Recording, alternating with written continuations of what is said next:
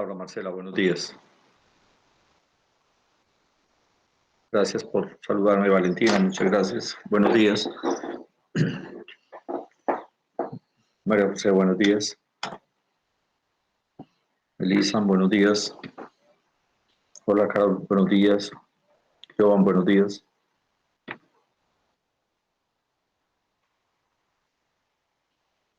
Bueno, muchachos, damos entonces inicio al tema de patología de glándula suprarrenal. Doctor, Entonces, ¿sí? una pregunta, ¿si recibió las diapositivas de la patología de pene? Sí, Listo. claro. Ya las descargué, ya las estoy revisando. Sí, Carol. Muchas gracias.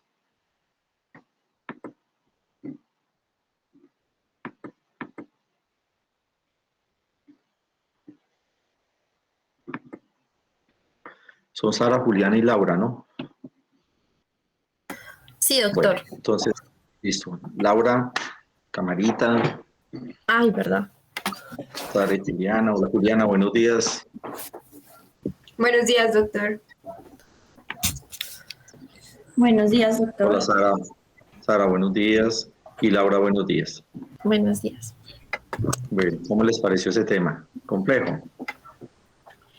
Pues complejo, pero por otra parte ya lo habíamos como hablado un poquito en fisiología, Ajá, entonces fue como llevadero. un poquito más llevadero, por supuesto. Bueno, entonces comencemos. Bueno, entonces el día de hoy les vamos a hablar de las glándulas suprarrenales. Vamos a tocar los temas del hipersuprarrenalismo, la insuficiencia corticosuprarrenal, las neoplasias, otras lesiones y feocromocitoma. Entonces, primero, debemos entender que las glándulas suprarrenales son unos órganos endocrinos pares que tienen corteza y médula. Esas son unas glándulas, digamos que son como dos glándulas integradas en una misma estructura, que a su vez va a tener tres zonas. Bajo la cápsula podemos encontrar la zona glomerular. La zona reticular es la que está en contacto con la médula y entre las dos está la zona fascicular, que es el 75% de toda la corteza. A su vez, la corteza suprarrenal sintetiza tres tipos de esteroides diferentes, que son los glucocorticoides, que en este encontramos principalmente el cortisol, que es sintetizado en mayor medida por la zona fascicular, los mineralocorticoides, que es el más importante de esos, es la aldosterona, y es producida en la zona glomerular, y los esteroides sexuales, como los estrógenos y andrógenos, que son producidos principalmente en la zona reticular. Listo, entonces la médula, tenemos que entender que la médula suprarrenal está formada por unas células cromafines, que son las que sintetizan y secretan las catecolaminas, especialmente la adrenalina. Y pues que, como ustedes saben, el funcionamiento de estas catecolaminas es permitirnos adaptarnos rápidamente al entorno. Las enfermedades de la glándula suprarrenal las dividimos en las de hiperfunción y las de hipofunción. Las de hiperfunción son aquellas del síndrome de Cushing, que es por exceso de cortisol, el hiperaldosteronismo por exceso de aldosterona, los síndromes androgenitales o virilizantes por exceso de andrógenos. Y en los de hipofunción encontramos la la insuficiencia cortico-suprarrenal. Entonces, primero, en el hipersuprarrenalismo, vamos a hablar del hipercortisolismo, que es el síndrome de Cushing. Esta enfermedad la describió Harvey Cushing y dicen que afecta a las mujeres 4 veces más que a los hombres y con más frecuencia en adultas jóvenes. En su gran mayoría está causado por un microadenoma hipofisiario, que es el productor de la ACTH, pero a veces también puede haber un macroadenoma subyacente. Más infrecuentemente tenemos la hiperplasia de células corticotropas sin adenoma, que digamos que puede ser primario o secundario a la estimulación excesiva de la liberación de ACTH por un tumor que me produzca pues más CRH.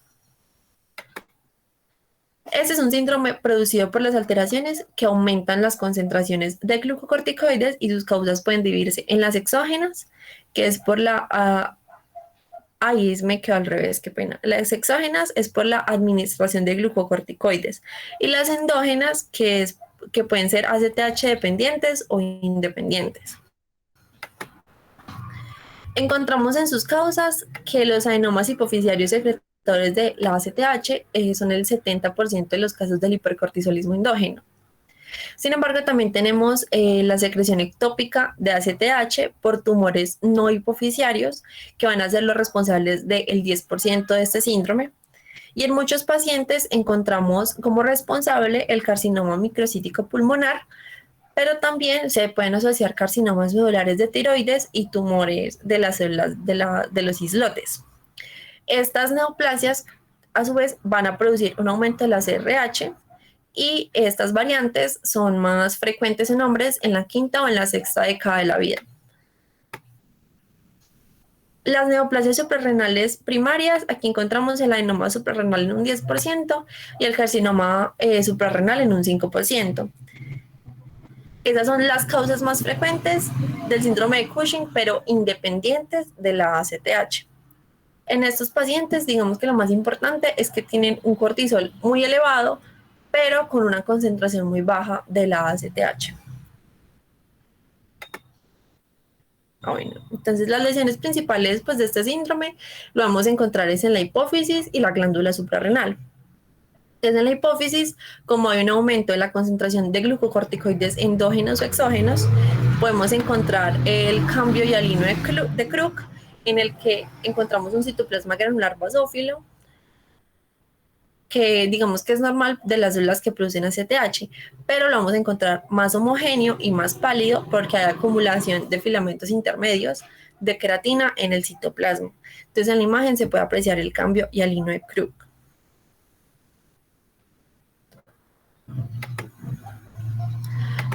Listo, entonces según la causa del hipercortisolismo, las glándulas suprarrenales pueden tener cualquiera de las siguientes anomalías. Pueden tener una atrofia cortical, esto es por glucocorticoides exógenos. Pueden tener una hiperplasia difusa, que es el síndrome de Cushing dependiente de ACTH. Podemos encontrar una hiperplasia macro y micronodular, que en las macro están llenas de lípidos y en las micro hay más nódulos oscuros de lipofucsina que indican que hay un desgaste celular.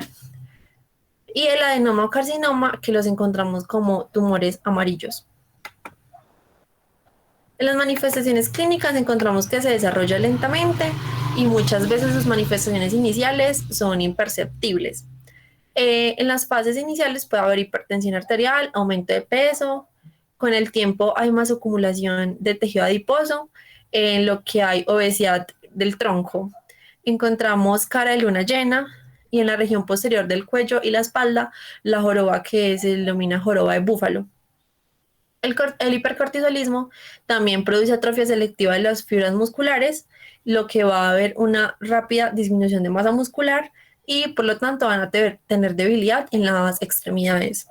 Encontramos hiperglucemia, glicosuria, polidipsia, que es la diabetes secundaria, porque los glucocorticoides inhiben la captación celular de glucosa.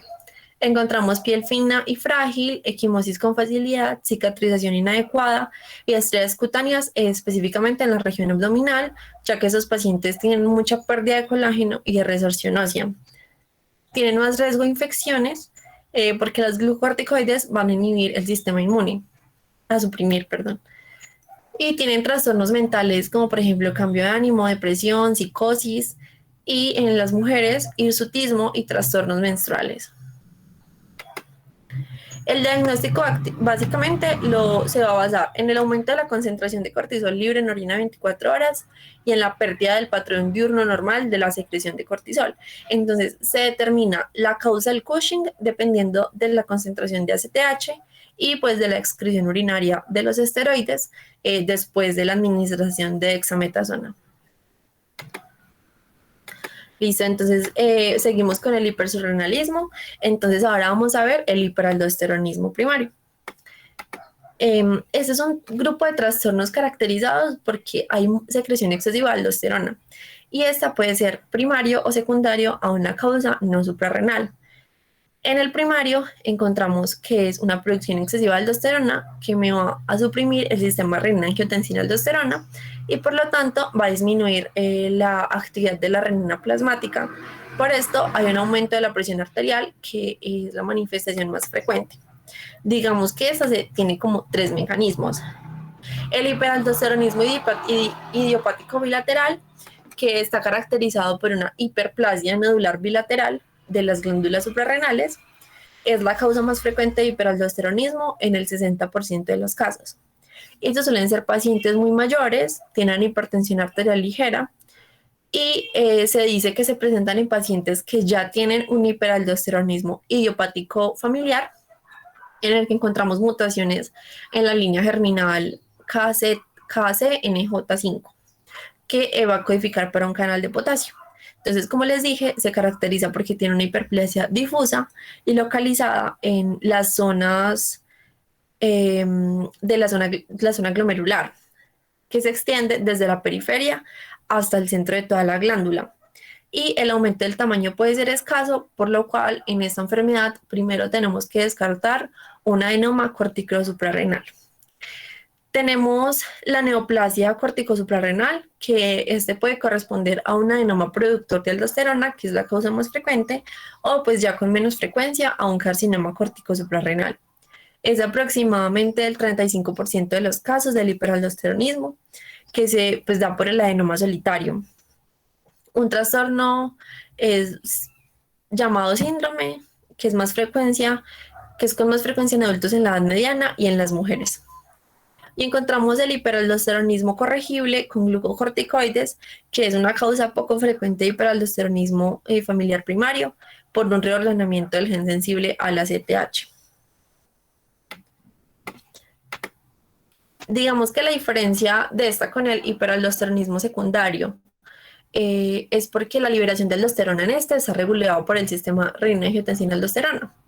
Y vamos a encontrar un descenso en la perfusión renal, una hipovolemia arterial, edema, y ya más que todo durante en el embarazo. Entonces, los adenomas productores de la aldosterona generalmente son lesiones delimitadas, pequeñas y solitarias. Suelen aparecer más que todo en la cuarta y década quinta de la vida, con más frecuencia, como les dije, en la mujer. Generalmente, pues estas lesiones pueden estar escondidas detrás de la glándula y no se ve un aumento de tamaño visible. Y al corte encontramos un color amarillo con células corticales cargadas de lípidos, como ven en la imagen, que son parecidas a las células fasciculares de las glomerulares. Digamos que un rasgo característico de estas es que si ven tienen inclusiones citoplasmáticas eosinofílicas, que son las denominadas escuerpos de espironolactona, que generalmente se dan en estos pacientes tras el tratamiento con la espironolactona. Y por último tenemos los síndromes, en esta sección tenemos los síndromes adrenogenitales, que esas son anomalías de la diferenciación sexual, como la virilización o la feminización, y pueden estar causados por trastornos gonadales primarios y por trastornos suprarrenales primarios. Digamos que la corteza, para que entiendan un poco el mecanismo, es que la corteza suprarrenal me va a secretar la deshidroepiandrosterona y la androstenediona. Estos se van a convertir en testosterona en los tejidos periféricos. Entonces la ACTH me va a regular esa formación suprarrenal de andrógenos. Entonces por esto el exceso de secreción, que por ejemplo puede ser por un síndrome de Cushing, y en las causas encontramos que puede ser por neoplasias corticosuprarrenales o pues por un grupo de trastornos que se denomina hiperplasia suprarrenal congénita, que es como la más común. Entonces, las neoplasias corticosuprarrenales están asociadas a virilización, son más que todo producidas por carcinomas suprarrenales secretores de andrógenos con más frecuencia que la de los adenomas. Y estos tumores se asocian mucho con el hipercortisolismo, es decir, con un síndrome mixto, y son morfológicamente idénticos a otras neoplasias corticales. Y la hiperplasia suprarrenal congénita ya se debe a muchas metabolopatías que son hereditarias autosómicas recesivas, que se caracterizan o por la deficiencia o la ausencia total de una enzima concreta que tiene que ver en la biosíntesis de los esteroides, sobre todo el cortisol. Entonces esto me va a llevar a que haya un aumento de la producción de andrógenos, lo cual me va a producir virilización. Y esa deficiencia del cortisol me va a aumentar la secreción de ACTH, provocando una hiperplasia suprarrenal. Ya que en la deficiencia 21 hidroxilasa es la mutación de la CYP21A2, Esta es la más frecuente, es la responsable del 90% de los casos y pueden describirse 3 síndromes. El síndrome con pérdida de sal, el síndrome adrenogenital virilizante simple y la virilización suprarrenal tardía o no clásica. Entonces, el primero del que vamos a hablar es el síndrome con pérdida de sal, que es aquel que tiene incapacidad de convertir la progesterona en desoxicorticoesterona por ausencia total de una hidroxilasa. Entonces, no va a sintetizar mineralocorticoides. Este se manifiesta después de nacer. El niño va a tener hiponatremia, hiperpotasemia, eso me va a provocar una acidosis, hipotensión, incluso shock cardiovascular y posiblemente la muerte. Este es más que todo, produce virilización que se detecta al nacer en las mujeres y es un poquito más difícil de diagnosticar en los hombres, pero se puede diagnosticar de 5 a 15 días después porque tienen crisis por la pérdida de sal. El siguiente es el síndrome adrenogenital virilizante simple sin pérdida de sal, que este me va a producir una ambigüedad sexual. Afecta a 1/3 aproximadamente de los pacientes con 21-hidroxilasa y genera suficientes mineralocorticoides para evitar la pérdida de sal que vimos que en el anterior se generaba, pero hay una baja concentración de glucocorticoides que provoca inhibición retrógrada de la secreción de la ACTH. Entonces, lo que me va a producir un aumento en la testosterona y una virilización, pero esta es más progresiva. Y por último tenemos la virilización suprarrenal tardía o no clásica, que es más frecuente que las anteriores, en la que hay una deficiencia parcial de la función de la 21-hidroxilasa. Los pacientes en esta pueden estar casi completamente asintomáticos o presentar manifestaciones leves, como por ejemplo hirsutismo, acné o irregularidades menstruales. En todos estos pacientes vamos a encontrar una hiperplasia suprarrenal bilateral con aumento del tamaño de hasta 10 a 15 veces por la elevación prolongada de la ACTH. La corteza la vamos a encontrar gruesa, nodular y al cortez marrón, porque hay mucha depresión de los lípidos. La mayoría de las células que proliferan van a ser compactas, eosinófilas, sin lípidos y están mezcladas con células claras que están cargadas de lípidos que vemos en la imagen.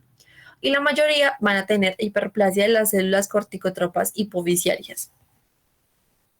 Las características clínicas van a depender de la deficiencia, pero más que todo, esas consisten como son anomalías relacionadas con el exceso de andrógenos, aldosterona y glucocorticoides, digamos que también afecta a los productos que van a ser sintetizados en la médula.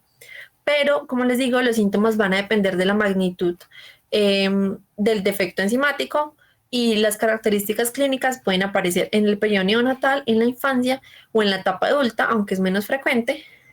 Y hay que sospechar de estos defectos en un neonato que tiene genitales ambiguos, como lo ven en la imagen.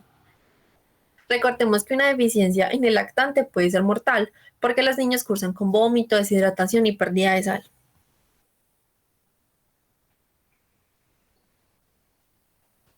Bueno, ya continuando entonces con la insuficiencia córtico-suprarrenal, tenemos que esta también puede ser llamada como hipofunción, y esta puede ser causada por enfermedad suprarrenal primaria, que se va a llamar hiposuprarrenalismo primario, o por un descenso de la estimulación de las suprarrenales por deficiencia de la ACTH, y a esta se le va a llamar entonces hiposuprarrenalismo secundario.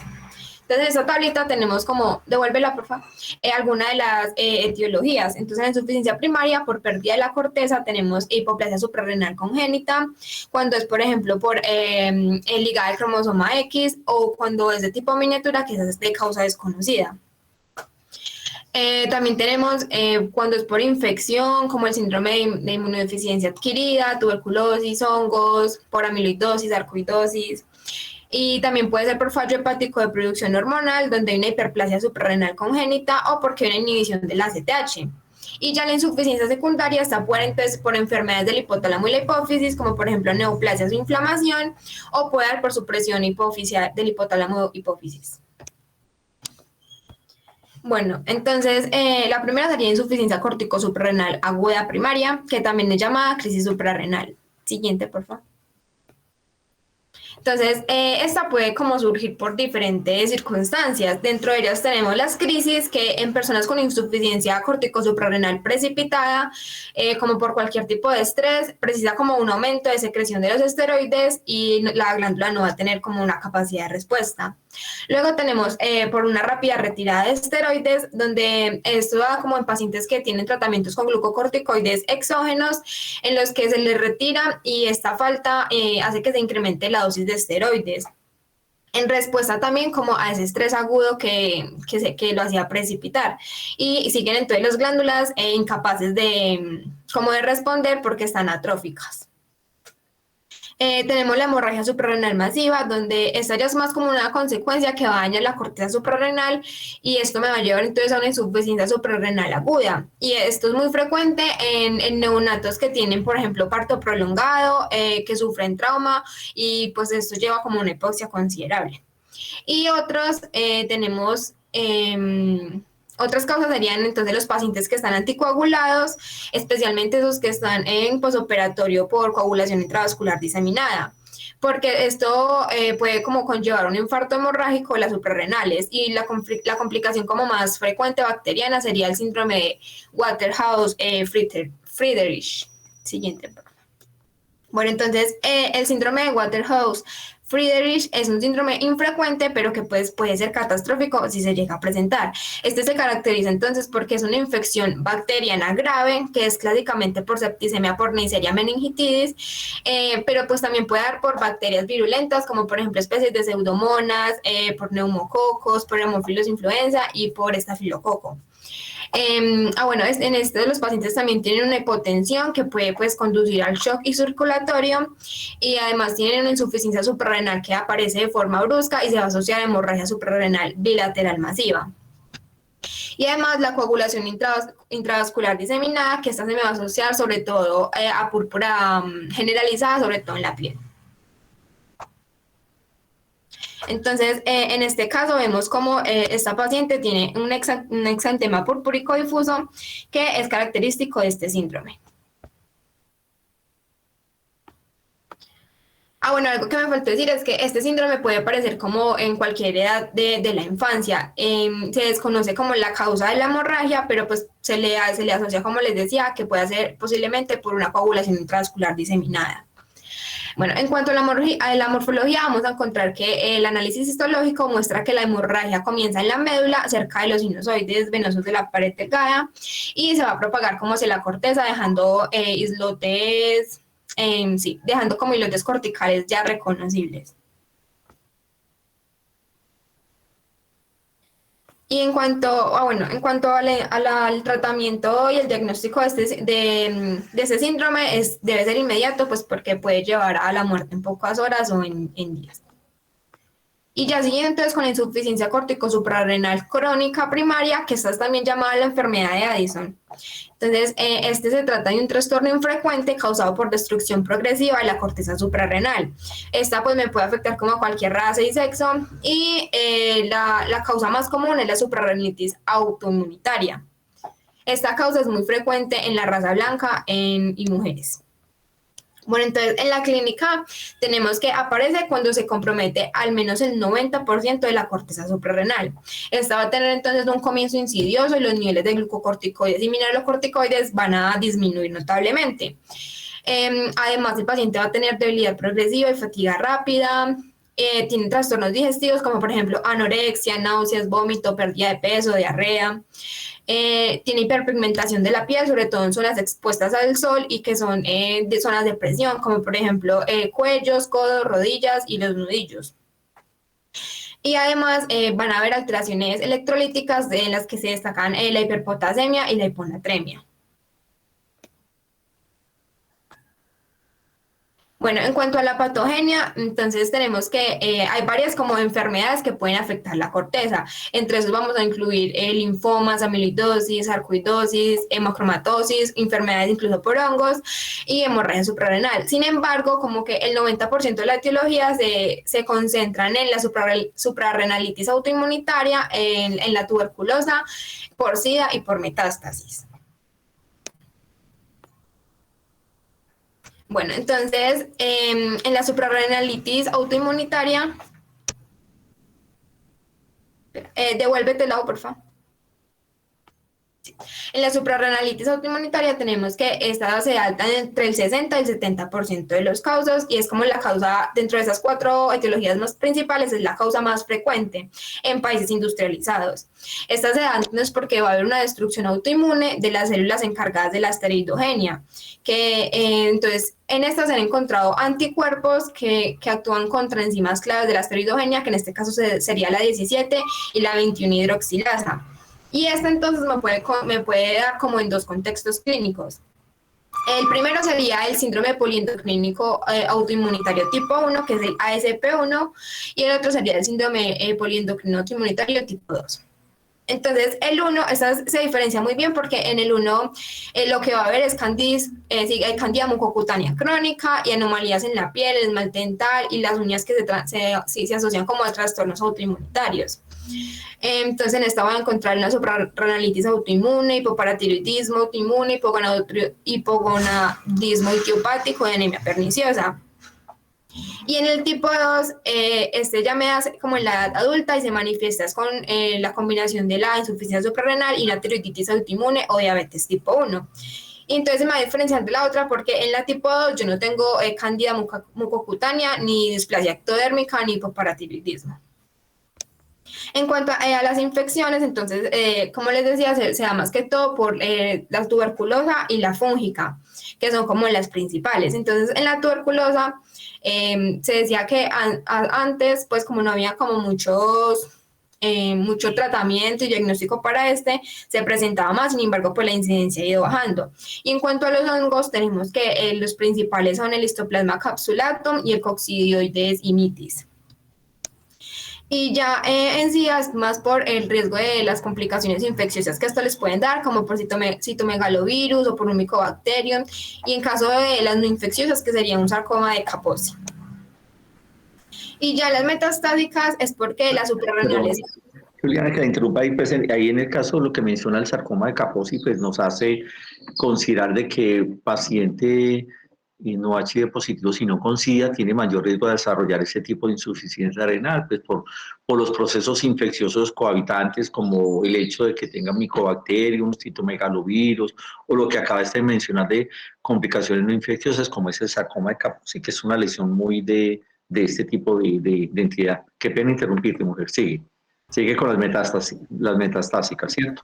Entonces, que es un asiento pues muy frecuente pues de neoplasia, sobre todo pues de pulmón y de glándula mamaria. Qué pena, sigue.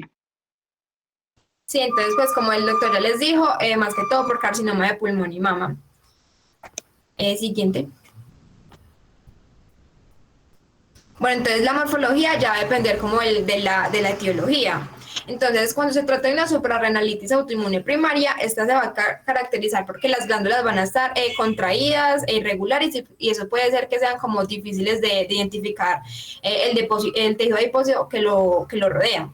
Y en cuanto a histología, tenemos que la corteza va a contener solo células corticales residuales dispersas como en el tejido conjuntivo, pero se va a ver como colapsado. Y además va a existir un infiltrado linfoide variable en la corteza que se va a extender hacia la médula adyacente. Sin embargo, pues la médula también puede estar conservada. Bueno, la tuberculosa o fúngica, en esta la arquitectura suprarrenal se va a borrar por una reacción inflamatoria granulomatosa. Entonces se van a identificar más son como focos de infección. Y ya en la metástasis sería entonces las suprarrenales se ven aumentadas de tamaño y la arquitectura se puede ver normal, ocultada como por la neoplasia infiltrante. Bueno, y ya siguiendo entonces con la insuficiencia córtico suprarrenal secundaria, tenemos que este es como cualquier trastorno del hipotálamo de la hipófisis que puede ser ocasionado por metástasis y radiación y esto me va a disminuir entonces la secreción de ACTH y me va a causar entonces este síndrome. Y tiene como algunas similitudes con la enfermedad de Addison. Bueno, entonces dentro de la clínica tenemos que no va a aparecer hiperpigmentación primaria porque la concentración de la hormona estimulante de melanocitos va a estar normal. Además, va a haber una deficiencia de cortisol y de andrógenos con una síntesis normal de aldosterona y no va a haber trastornos electrolíticos como hiponatremia o hiperpotasemia leve.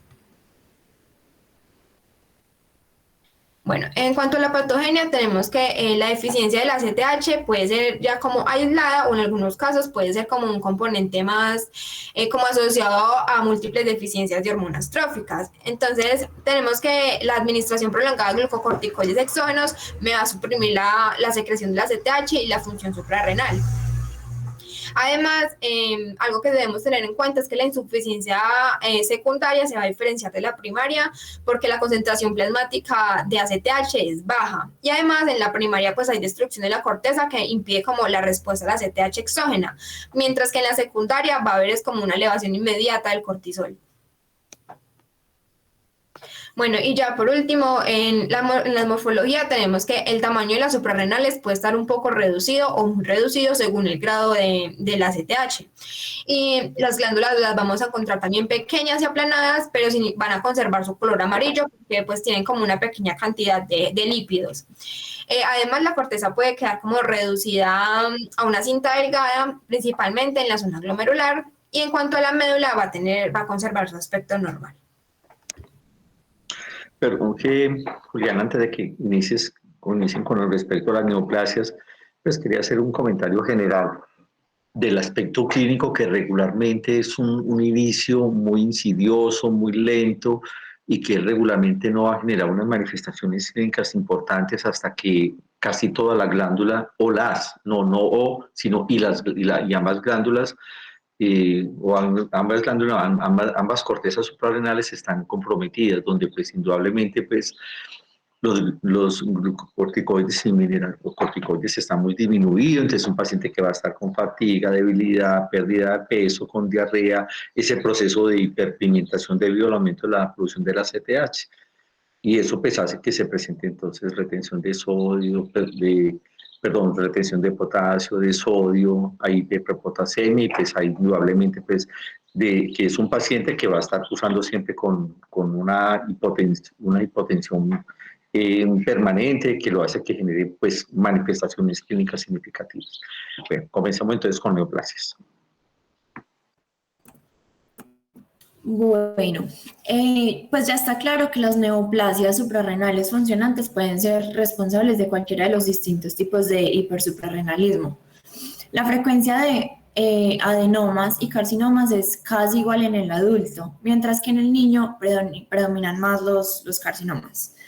Aunque la mayoría de las neoplasias corticales son esporádicas, existen 2 síndromes familiares con predisposición a sufrir carcinomas córticos suprarrenales, como lo es el síndrome de Li-Fraumeni, en el que los pacientes son portadores de mutaciones, y el síndrome de Beckwith-Whitman, que es un trastorno de la impronta epigenética.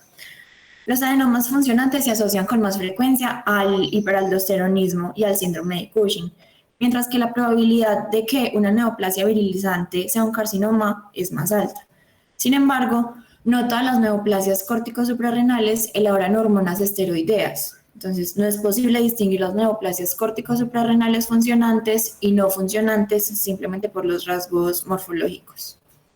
Siguiente. Bueno, entonces tenemos los adenomas córtico-suprarrenales.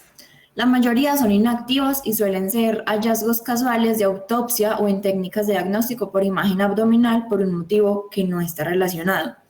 El adenoma cortical típico es una lesión nodular bien delimitada hasta de 2.5 centímetros de diámetro aproximadamente que va a expandir la suprarrenal, a diferencia de los adenomas funcionantes que se asocian a atrofia de la corteza adyacente. En la superficie de corte, los adenomas suelen ser amarillos o amarillos como marrones por la presencia de los lípidos. Y a nivel microscópico, los adenomas están formados por células similares a los de la corteza suprarrenal normal. Los núcleos tienden a ser pequeños, aunque puede haber cierto grado de pleomorfismo, incluso en lesiones benignas. Y el citoplasma de las células neoplásicas va de eosinófilo a vacuolado, según el contenido de lípidos. Es carcinomas córtico suprarrenales. Son neoplasias infrecuentes que pueden aparecer a cualquier edad, incluida la infancia, y tienen más probabilidad de ser funcionantes que los adenomas y a menudo se asocian al virilismo o a otras manifestaciones clínicas de hipersuprarrenalismo. En la mayoría de los casos, los córticos suprarrenales son lesiones invasivas grandes y muchas mayores de 20 centímetros de diámetro, por lo que van a borrar casi que por completo la glándula suprarrenal nativa. Las lesiones pequeñas, más circunscritas y menos frecuentes, pueden ser difíciles de distinguir de un adenoma. En la superficie de corte suelen ser lesiones como abigarradas y mal delimitadas, con zonas de necrosis, hemorragias, cambios quísticos. Los cánceres suprarrenales tienen una tendencia manifiesta a invadir la vena suprarrenal, la vena cava, los linfáticos, y la metástasis en los ganglios linfáticos regionales y periórticos pues van a ser frecuentes, al igual que la diseminación hematógena a distancia, ya sea a los pulmones o a otras vísceras. Y a nivel microscópico, a nivel microscópico, los carcinomas córticos suprarrenales pueden estar formados por células bien diferenciadas, similares a los de los adenomas corticales, o también por células gigantes que pueden ser difíciles de diferenciar de una metástasis suprarrenal o de un carcinoma indiferenciado. Siguiente. Bueno, entonces vamos a continuar con otras lesiones suprarrenales. Tenemos los quistes suprarrenales, que son relativamente infrecuentes, aunque con técnicas avanzadas de imagen abdominal la frecuencia de detección de estas lesiones va como en aumento. Los quistes más grandes pueden producir una masa abdominal y dolor en el flanco. Tanto las neoplasias corticales como las medulares pueden sufrir necrosis y degeneración quística y pueden presentarse como quistes no funcionantes. También tenemos los mielolipomas suprarrenales, y son lesiones benignas, inusuales, formadas por células hematopoyéticas y grasas maduras. Aunque la mayoría son hallazgos casuales, algunas pueden alcanzar proporciones masivas. Y a nivel histológico, los adipocitos maduros están combinados con agregados de células hematopoyéticas, y en los tumores corticales y en las suprarrenales con hiperplasia cortical pueden haber focos con un cambio mielopolipomatoso.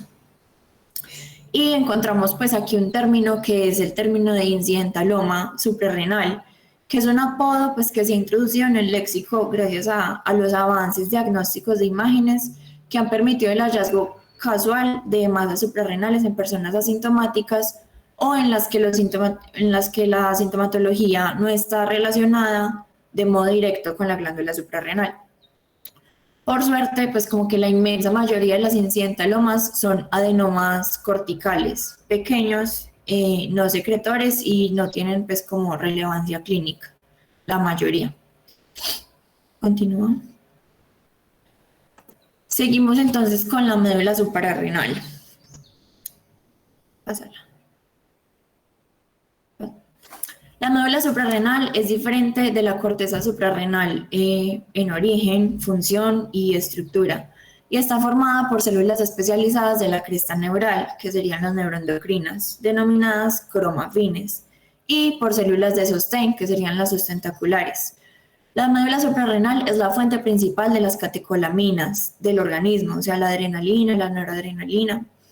Y las células neuroendocrinas similares a las células cromafines están ampliamente dispersas fuera de la glándula suprarrenal en agregados y nódulos que, en conjunto con la médula suprarrenal, van a formar el sistema paraganglionar. Las enfermedades más importantes de la médula suprarrenal son las neoplasias, que comprenden neoplasias de las células cromafines, que vienen siendo los feocromocitomas, y neoplasias neuronales, que serían tumores neuroblásticos. Entonces, les voy a hablar un poco sobre los feocromocitomas. Son neoplasias formadas por células cromafines que sintetizan y secretan catecolaminas y en algunos casos hormonas peptídicas. Y es importante reconocer estos tumores porque son una causa infrecuente de hipertensión que puede corregirse mediante cirugía. Siguiente. Clásicamente, pues las características del feocromocitoma se resumen en la regla del 10. Entonces, tenemos que el 10% de los feocromocitomas son suprarrenales en sitios como los órganos de Zuckerkant y el cuerpo carotídeo, y están localizados en los paraganglios extrasuprarrenales que se denominan paragangliomas. Tenemos también que el 10% de los feocromocitomas suprarrenales esporádicos son bilaterales, aunque este porcentaje puede subir al 50% en casos asociados a síndromes tumorales familiares. Tenemos también que el 10% de los feocromocitomas suprarrenales son malignos en el plano biológico, definido por la presencia de metástasis. Y el 10% de los feocromocitomas no están asociados a hipertensión. Del 90% presentan hipertensión. 2/3 aproximadamente tienen episodios paroxísticos, asociados a un incremento brusco de la presión arterial con palpitaciones, que en ocasiones pueden ser mortales. Y una regla de 10% clásica, que ahora pues se ha modificado, corresponde a la de los casos familiares. Entonces, ahora sabemos que hasta el 25% de las personas con feocromocitomas y paragangliomas son portadoras de una mutación de línea germinal en al menos uno de 6 genes conocidos. Los genes afectados, todavía no. Los genes afectados pertenecen a 2 amplias clases: los que potencian la señalización de la vía del receptor del factor de crecimiento y los que incrementan la actividad del factor de transcripción dependiente de oxígeno, y está mutado en pacientes con síndrome de von Hippel, asociado a diversos tumores, entre ellos el feocromocitoma. Morfología. Tenemos entonces que los feocromocitomas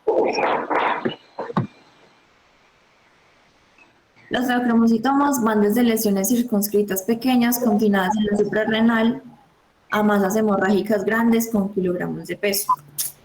El peso promedio de un feocromocitoma es de 100 gramos, aunque puede ir desde 1 gramo a casi 4.000 gramos. Los tumores más grandes están bien delimitados por tejido conjuntivo, por cortical comprimida o por tejido medular. Las trabéculas fibrosas muy vascularizadas en el interior del tumor pueden producir como un aspecto como lobulado. Y en muchos tumores pueden apreciarse los restos de la glándula suprarrenal, distendidos sobre la superficie o conectados como a un polo. Al corte, las superficies de los feocromocitomas más pequeños pueden ser amarillas oscuras.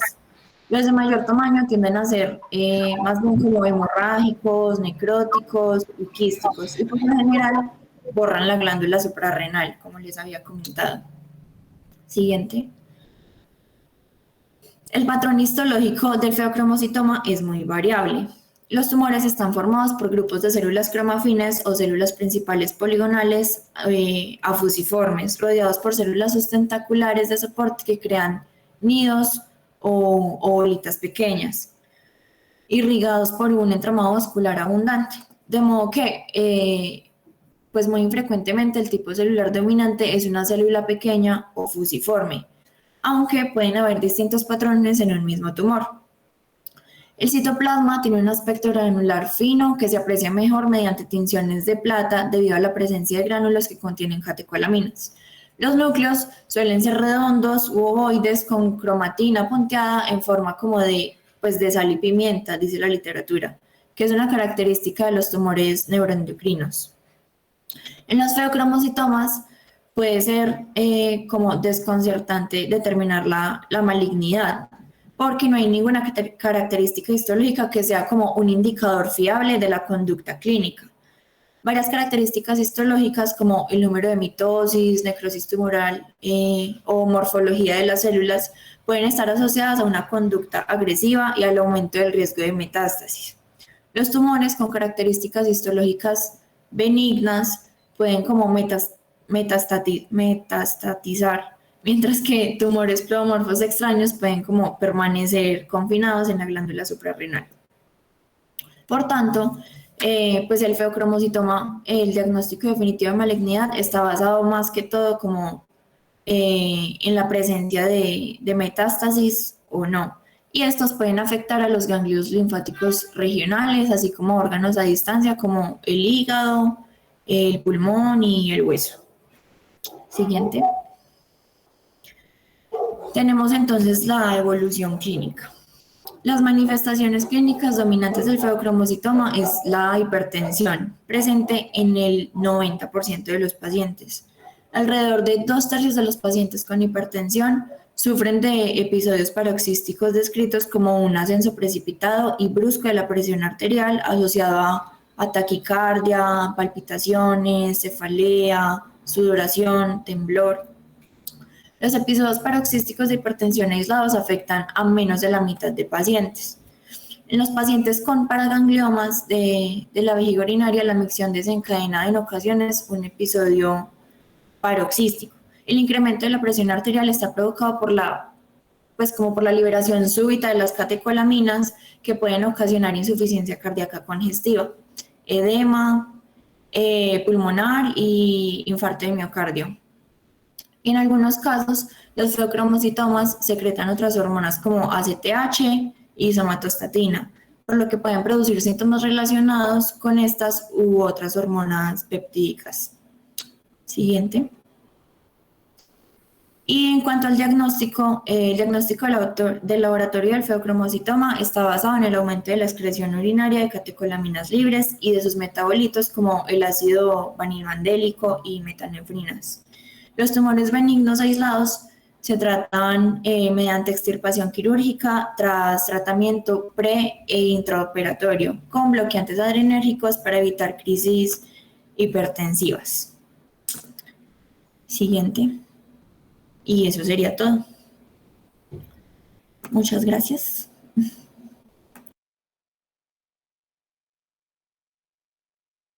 Bueno, excelente presentación. Pues es algo lo que yo les pregunté, Cristina, al principio, pues con respecto a la complejidad, porque regularmente es un tipo de neoplasia muy diferente a lo que podemos saber,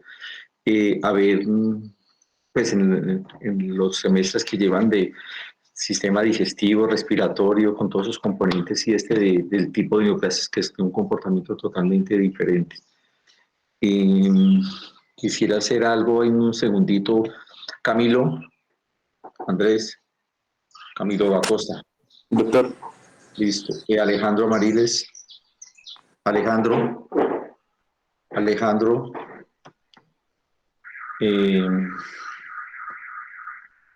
No.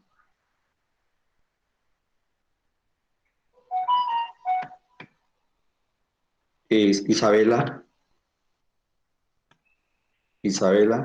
Doctor, si no estoy mal, Gloria le escribió a excusarse porque está en una cita médica y también a principio de clase le escribo.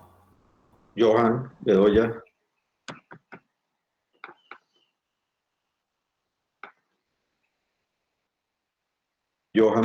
Zúñiga Daniela. Hola, profe. Hola, doctor. Juan Esteban Velázquez. Juan Esteban. Hola, doctor. David Vargas. David. Daniel Vargas. Aquí, doctor. Doctor, a Vargas se le cayó el internet. Kevin Valdés. Kevin. Daniela Uribe. Kevin, ya listo. Daniela Uribe. Daniela. Claudia Mercedes Tacán. Presente. Santiago Santamaría. Presente. Santiago. Estefanía Ruiz. Melisa Rojas.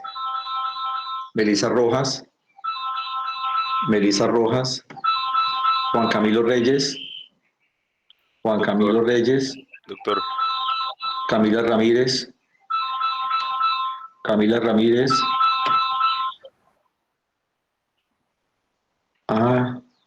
Y pues sigue aquí en la lista. Bueno, el divino de acá. Luisa Fernanda Quiseno. Presente, doctor. Cristina Prada. Presente, doctor. Sofía Peñuela. Sofía. Alexander Muñoz. Presente, doctor. Alexander. Melissa Sí, doctor. Muñoz. Presente, doctor. Mariana López. Presente, doctor. David Jurado. Doctor, él estudia con nosotros. No, y porque está en lista entonces. Y esa lista fue la que me entregaron que sería. Bueno, listo. Gracias. Rian, Ricardo. Ricardo. Santiago Guerrero. Presente, doctor. Alexander Walteros. Alexander. Jessica Gómez. Oiga, no, ¿qué es esta lista que me mandaron tan maluca? Daniela Gómez. ¿Cómo, Felipe? Listo, listo. Bueno, le tomo la lista a la mitad del grupo. Listo, muchachos. Mañana entonces comenzamos con sistema reproductor femenino. Comienzo con genitales externos, hasta donde yo he revisado en diferentes oportunidades. Los estudiantes que les correspondió el tema de genitales externos no me han enviado nada. Y no doy posibilidades para otra cosa. Doctor, yo se la envié esta mañana. Ve, acabo de revisar, en 2 minutos de revisar y no veo nada. Dígame, Bueno, ¿cuál es el problema que entreguen eso? Yo no le veo ningún... Ve, aquí yo lo tengo al correo institucional. Pues ya reviso, doctor, voy a revisar a ver. Yo no le veo porque tiene que ser una dificultad de eso, pero la verdad que no voy a ser condescendiente y tienen 0. La de Service sí. ¿No me escucha? Sí, la de Service sí la recibí. Doctor, una pregunta. ¿Usted recibió la de No, Pau? le escucho muy lejos. Ah, esperen un segundito. Aló. No.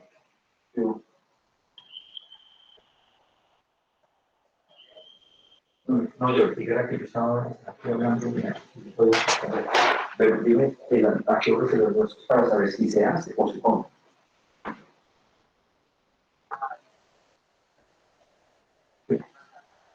No sé, por eso pues yo voy a tener que hacer varios puntos, como quieras.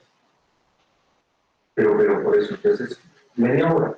Por eso, para saber si se hace, porque yo creo que media hora ya alcanza a hacer. Entonces, que lo haga y sea porque me dices que si quieres, pues bien. Y si no, yo lo veo. Yo le pago media hora entonces. ¿Quieres qué? ¿Dale? Almuerzo. Pero va a preguntar, ¿preguntaron nosotros personas, cierto? ¿O cuál? Espérame un segundito, ya voy a cerrar la clase y ya.